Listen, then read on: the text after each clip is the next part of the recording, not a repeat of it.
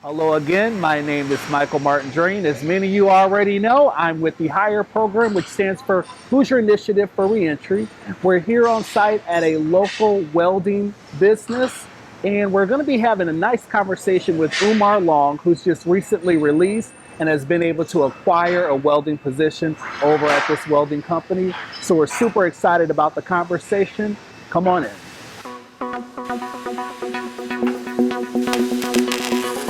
How you doing, Mr. Long? I'm blessed. Good, I really good, am. I good. can't. I can't complain. What was one of your biggest barriers to employment upon release? My social skills and being able to acclimate to society, coming from a whole different environment, and stabilizing myself back into a new society because I was gone for 7.5 years. So that right there is, and it still is an issue for me.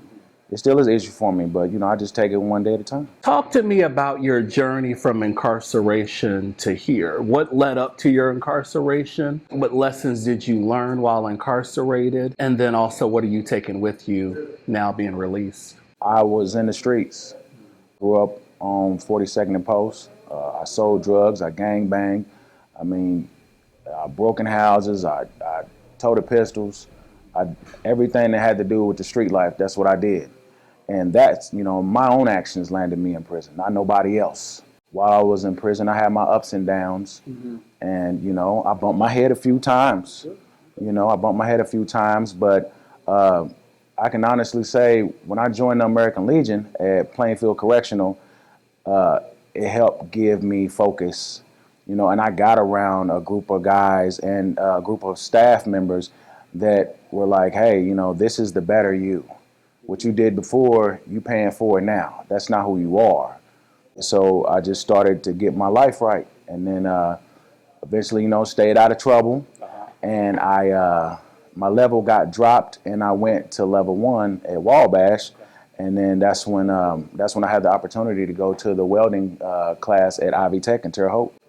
And then that's when I met Miss Pritchard, and she helped me as far as dealing with my resume and social skills and soft skills and turning me back more human, because I'm in an environment where it's more animalistic. What did you learn just with the interaction with just HIRE and then also that Ivy Tech welding cert?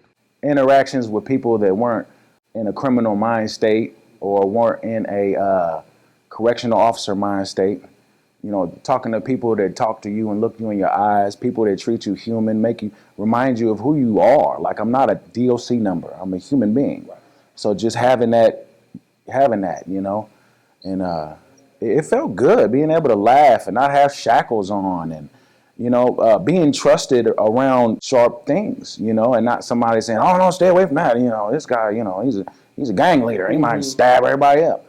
So just having that environment like that, it felt good, and finding a passion of something that I like to do, and then actually working somewhere where I do it. That's crazy. Yeah. So talk about the welding certification at Ivy Tech and how that translates to your job now. I'm the new guy. Okay. That certificate got me in the front door Okay. and got me a chance. Okay. And that's it. Certificate one thing, experience is another. The guys here, some of them been doing it 20, 30, 40 years. I'm around veterans, and I don't know nothing. Like, now for real, like my boss Derek, he's like, look, I'm gonna give you a chance. I'm gonna put you on this, and we're gonna teach you this. I mean, there's certain things in fabrication. You come in here and say, oh, I'm a welder. No, you're not a welder. You're a fabricator. Welding might just be the focal point of that. So just learning the atmosphere and making my mistakes. Because I got a couple little rookie bruises. You make your mistakes, but being supported by my coworkers is the biggest thing. The biggest thing.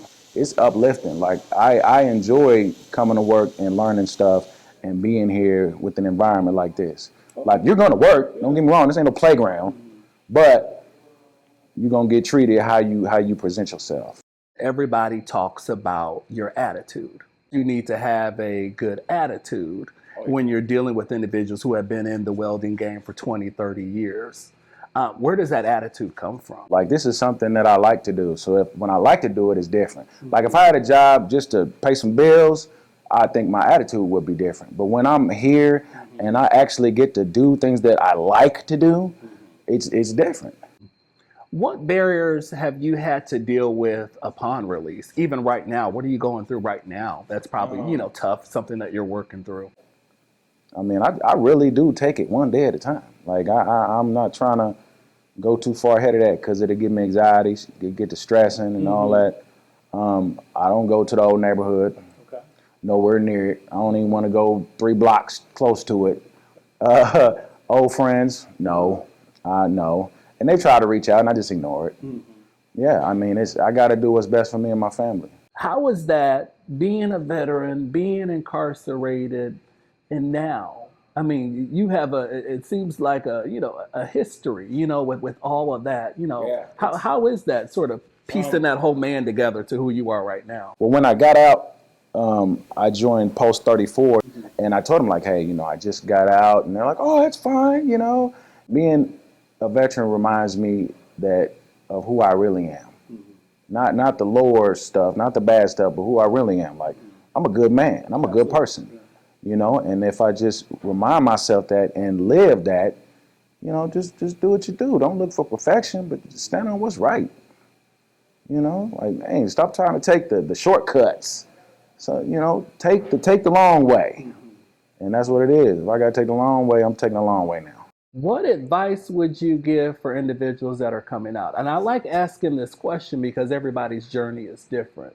But is there some advice that worked well for you that translates now? You can't be in there acting a fool and think you about to get out here and just be good. Absolutely. It starts in there. You got to stay out the way. If you can't tell someone in there no, how you think you're gonna tell somebody out here no? You got to chill. And that's what I did when I was in there. I just did my best to just chill, stay out the way, and knowing that when I get out, I got to humble myself. Absolutely. I got to humble myself. You got to put your foot in the door and then show your worth. What's next for Mr. Long? Okay. I'd like to give me a nice Chevy Silverado. All right. You got a goal. You got the extra vehicle. Right. All right. I could dig that. Just honing in my skills here. Honestly, how it works here is, it's show and prove. You come to work on time. You come to work every day. You show your skills. Your time gonna come where hey, let me see what you're doing, and then you get bumped up from there. Okay. So that's it. Like, I'm just not putting too much on my plate and just working with what I got. I'm taking it one day at a time. One day at a time, showing and proving. Yeah, that's it. I appreciate That's that. it. Make sure I give me a fresh pair of insoles for my boots. Okay. Straight up. If you are area business or even someone looking for employment with a felony conviction, we can help. Feel free to reach out to us at hire@idlc.in.gov. And also feel free to visit us at LinkedIn and also Facebook. Thank you all very much, and I'll see you again.